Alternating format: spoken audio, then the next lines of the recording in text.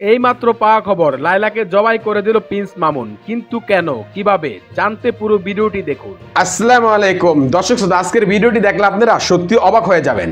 সবগুলো বিষয় আজকে আপনাদেরকে প্রমাণ সহকারে দেখাবো, তাই এই ভিডিওটি আপনাদের জন্য অত্যন্ত গুরুত্বপূর্ণ। তো কথা আর বাড়াবো না, ভিডিওতে চলে যাব। তার আগে আপনাদের কাছে আমার ছোট্ট একটি রিকোয়েস্ট, আপনি যদি আমার চ্যানেলে নতুন দর্শক হয়ে থাকেন তাহলে অবশ্যই চ্যানেলটি সাবস্ক্রাইব করে পাশে থাকা বেল আইকনটি বাজিয়ে দিতে ভুলবেন না। আর যারা অলরেডি আমার চ্যানেলটি সাবস্ক্রাইব করেছেন তাদেরকে জানাই অসংখ্য ধন্যবাদ। তো দর্শক শ্রোতা, চলুন ভিডিওটি শুরু করা যাক। আজকে আপনাদেরকে পর্যায়ক্রমে দুটি ভিডিও ফুটেজ দেখাবো। চলুন শুরুতে একটি ভিডিও ফুটেজ দেখে আসি। ওরা তিনজনই অনেক ভালো, অনেক অনেক লক্ষ্মী ছেলে। আজকে হচ্ছে সেকেন্ড দিন। আজকে মামুন দুটো গিফট পাইছে। মামুন কয়টা গিফট পাইছে জান? আমি দুইটা গিফট পাইছি, এর মধ্যে একটাতে আমি সন্তুষ্ট, আরেকটাতে আমি সন্তুষ্ট না। কারণ এই গাড়ির গিফট আমার কতবার দেওয়া হয়েছে। হ্যাঁ, সেম গাড়ি না কিন্তু, মানে গতবার তোমাকে আমি আরেকটা গাড়ি, আরো 12টা গাড়ি দিয়েছিলাম। এবার আমি তোমাকে আরো নতুন বার, তোমার 24টা গাড়ি হবে। এবার 24টা গাড়ি হবে। আচ্ছা, গাড়ি মিন্স কিন্তু আপনারা অরিজিনাল ওই যে ইঞ্জিনওয়ালা গাড়ি মনে করবেন না, ঠিক আছে? ইঞ্জিনওয়ালা গাড়ি না হলেও রেস করতে পারে কিন্তু। এই গাড়িগুলো কইরে, এই গাড়িগুলো নিয়ে আসো তো। ও আচ্ছা, বসো না, বসা লাগবে না। আচ্ছা, এই গাড়িগুলো অরিজিনাল ইঞ্জিন বলতেছে না, বাট গাড়িগুলো নিয়ে দিয়ে কিন্তু সে নোবেল আর লিটন এখন রেস করবো। নোবেল লিটন আমরা এখন রেস করবো। তার মানে কি, গাড়ি তো গাড়ি নাকি? আচ্ছা ঠিক আছে, গিফট পছন্দ না হলে কি করার? 30টা গিফটই যে পছন্দ হবে এমন তো কোনো কথা নাই, কি বলো? আচ্ছা, সবে তো মাত্র 2টা দিছে, আরো অনেক বাকি আছে। আরো কয়টা? 28টা গিফট, আরো 28টা বাকি আছে। আর সবচেয়ে বড় গিফট কবে পাবে? বার্থডের আগের দিন। সবচেয়ে বড় গিফট পেয়ে গেছে কিন্তু।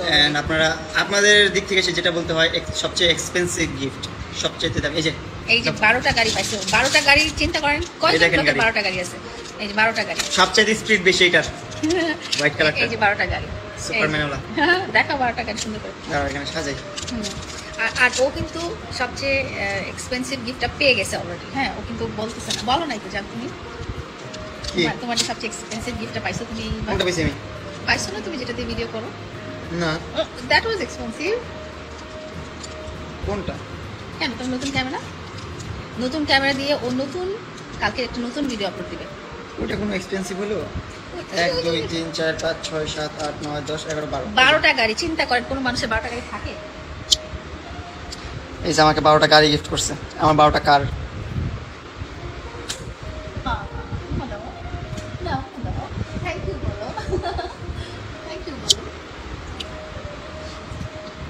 সো এই হচ্ছে আমার 12টা গাড়ি গিফট করছে আমাকে, 12টা গাড়ি। দেখছেনই তো ও গাড়িগুলো ওর সাথে একদম পারফেক্টলি যায় না। ও যেরকম গুলুগুলু গাড়িগুলো কি, আর গাড়িগুলো কিন্তু সবগুলা গাড়ি চলে, সবগুলা গাড়ি ঠিক আছে। আমাদের মার্সিডিজ আসতেছে কবে? আমাদের মার্সিডিজ ইনশাআল্লাহ চলে আসবে। কে বার্থডেতে আসবে? আমার বার্থডে থেকে মার্সিডিজ আসবে? যদি আল্লাহ তাআলা তোমার ভাগ্যে বার্থডেতে মার্সিডিজ লিখে রাখে তাহলে অফ কোর্স আসবে। আল্লাহ তাআলা দিয়ে টাকা থাকলে হবে না, আল্লাহ তাআলা ছাড়া তোমার আল্লাহ তাআলা হাত দিছে, তুমি হাত দিয়ে কামাই করতে হবে। সেটাই। সো তুমি তখন চিন্তা করো 15 তারিখে হ্যাঁ মনিটর নাই আয় না। সো মামুনের হচ্ছে 15 তারিখে বার্থডে। আপনারা যাই হোক, আমার বার্থডে 15 সেপ্টেম্বর। সো সবাই গিফট নিয়ে রেডি থাকবেন, উইশ করবেন এবং আমাকে জানাবেন যে কিভাবে। আর 15 তারিখের আগে আমরা সবাইকে জানাই দিব যে আমি কোথায় পার্টি করতেছি। যদি পাবলিকলি করার চিন্তা ভাবনা থাকে তাহলে পাবলিকলি করব আপনাদের সবাইকে নিয়ে, সবাই আসতে পারেন। যাতে সবাই আসতে পারেন ওরকম রাখবো আমি। আর যদি ওরকম চিন্তা ভাবনা না থাকে তাহলে আপনারা ওকে উইশ করতে পারেন। হ্যাঁ, আমি আপনাদের ঠিকানা বলে দিব, মামুনের বাসার ঠিকানা বলে দিব। আপনারা রাত 12টা থেকে ওকে উইশ করতে পারেন। দ্যাটস নট এ ম্যাটার, আমরা সেলিব্রেট করি আর না করি। আপনারা 14 তারিখ রাত 12টা থেকে ওকে উইশ করতে পারবেন ওর বাসার সামনে এসে। আমি মামুনের বাসায় সবাই আমার পেজটাতে যাও, প্রিন্স মামুন পেজটাতে নতুন ভিডিও আপলোড দিছি, সবাই ভিডিওটা দেখে আসো, ঠিক আছে? সবাই দেখে আমাকে কিন্তু বলতে হবে কেমন হচ্ছে ভিডিওটা। হ্যাঁ, সবাই দেখে আসবেন প্লিজ। আর কালকে আমরা মামুনের নতুন ক্যামেরা দিয়ে সুন্দর ভিডিও করব, এন্ড ভিডিওটা কালকে আপলোড দিব। আপনারা সবাই দেখবেন, তাই না? বাই দিয়ে যাও, সবাই ঘুমায় যাবে তো। গুড নাইট বলে যাও। এই যে যাচ্ছে, good night Mamun, good night. আশা করছি আপনারা পুরো ভিডিওটি মনোযোগ সহকারে দেখেছেন এবং এখানে কি বলা হয়েছে তাও বুঝতে পেরেছেন। এই বিষয়ে নিয়ে যদি আপনাদের কোনো মতামত থাকে তাহলে অবশ্যই কমেন্ট করে জানাতে পারেন। এখন চলুন আমরা আরো একটি ভিডিও দেখে আসি। প্রিন্স মামুনের কারণে সোশ্যাল মিডিয়াতে এসেছি। আমি না একজন ব্লগার, না একজন কন্টেন্ট ক্রিয়েটার, না একজন টিকটকার, না একজন কিছু। আমার নিজস্ব ব্যক্তিগত লাইফ আছে। ওই জানোয়ার রূপী মানুষের জন্য আমার সোশ্যাল মিডিয়াতে প্রেজেন্স খুব নেগেটিভলি আসছে। আমি এখান থেকে তো অবশ্যই বের হয়ে যেতে চাই। আমি এর মধ্যে থাকতেই চাই না যেখানে আমাকে অসংখ্য। প্রিন্স মামুন, আপনি যেহেতু আমাকে আমি কিন্তু তাকে নিয়ে কখনো খারাপ কিছু বলিনি, সবসময় বলেছি সে আমার চোখে হিরো, সবসময় বলেছি সে আমার কিং, আমার চোখে একজন কিং, সবসময় বলেছি ভার্চুয়াল জগতে তার প্রতিদ্বন্দ্বী কেউ হতে পারবে না, সবসময় ভালো বলেছি। কিন্তু উনি যেটা করেছেন লাস্ট ইন্টারভিউতে, যেটা বলেছেন আমি জঘন্য, আমি এত খারাপ মানুষ, আমি এটা আমি ওটা, এরকম করে আমি কখনোই বলিনি। তো উনি যেহেতু একজন ভার্চুয়াল প্ল্যাটফর্মে কন্টেন্ট ক্রিয়েটার এবং উনি যেহেতু একজন ফেমাস মানুষ, ভাইরাল মানুষ, তার ফ্যান ফলোয়ার থাকতেই পারবে। এবং প্রথম থেকেই আমি যেহেতু তার ফ্যান এবং এখনও আমি তার ফ্যান, তো তার ভিডিও একজন ফ্যান হিসেবে আমি শেয়ার করতেই পারি, পোস্ট করতেই পারি, তাকে নিয়ে কথা বলতেই পারি। আমার পার্সোনাল লাইফ ছাড়াও আমার তো ভার্চুয়াল লাইফেও আমার একটা প্রেজেন্স আছে। আর কি বলবো, ওনাকে নিয়ে আসলে যত বলবো ততই কম হবে। আমি এখনও বলবো যে ওনার মতো আর দুইটা মানুষ পৃথিবীতে ক্রিয়েট হয়নি বা দুইটা মানুষ পৃথিবীতে আসেনি। উনি ওনার জায়গায় এক্সট্রিমলি ভালো করছেন, ভালো করুক, ভালো থাকবেন, এটাই আমি চাই। আর কি জানতে চান বলেন? বিভিন্ন জায়গায় আসলে আপনাকে নিয়ে সে কেন কথা বলে আপনি? আচ্ছা, আরো একটা জিনিস, সেটা হচ্ছে যে উনি আমাকে নিয়ে বলছেন যে হ্যাঁ আমার লাইফস্টাইল চেঞ্জ হয়ে গেছে, আমি একজন ইনফ্লুয়েন্সার হয়ে গেছে, আমার লাইফস্টাইলে আগে যেরকম ছিল সেরকম নাই, এখন চেঞ্জ হয়ে গেছে। আমি না হয় আপনার ফ্যান, আপনি তো আমার ফ্যান না, তাহলে আপনি আমার লাইফস্টাইল কেন ফলো করেন? তাই না?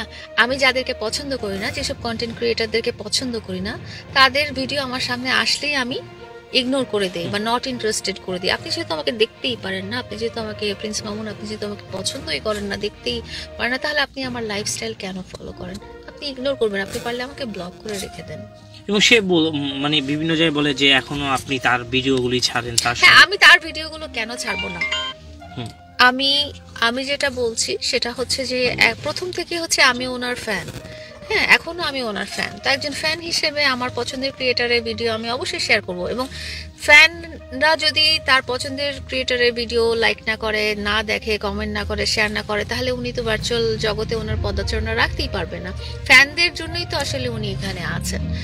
তো একজন ফ্যান হিসেবে আমি ওনার ভিডিও পোস্ট করতেই পারি, এবং এছাড়াও বড় ব্যাপার হচ্ছে ওনার সাথে আমার যেসব ভিডিও আছে সেগুলো তো আমি ওনার সাথে প্রেজেন্ট ছিলাম, তো আমার তো একটা রাইট আছে ওই ভিডিওগুলো পোস্ট করার। এমন কি কথা ছিল যে সে শুধু এই ভিডিওগুলো এগুলো কখনোই তার সাথে এই ধরনের কোনো কথা হয়নি। এই জিনিসটা সে অনেক আগে টুডে সি নিউজ, তারপরে এসিএল টিভি, ওনারা যখন ওর বাড়িতে গিয়েছিল তখন এই জিনিসটা বলেছিল যে হ্যাঁ লায়লার সাথে তো আমার কোনো ব্যবসায়িক সম্পর্ক নাই যে ও আমার সাথে কন্টেন্ট করবে, আমি এর বিনিময়ে পেমেন্ট করব, বা এই ভিডিওগুলোর রাইটগুলো লায়লার থাকবে বা আমার থাকবে, এই ধরনের কথা সে নিউজে ক্লিয়ার করেছে। এবং সেই ভিডিওগুলো তো অবশ্যই তাদের পেজে আছে এবং আমার কাছেও সেভ করা আছে। এখানে কোনো এগ্রিমেন্ট ছিল না, তার সাথে আমার সম্পর্ক কোনো দলিলে এগ্রিমেন্ট করা অবস্থায় ছিল না।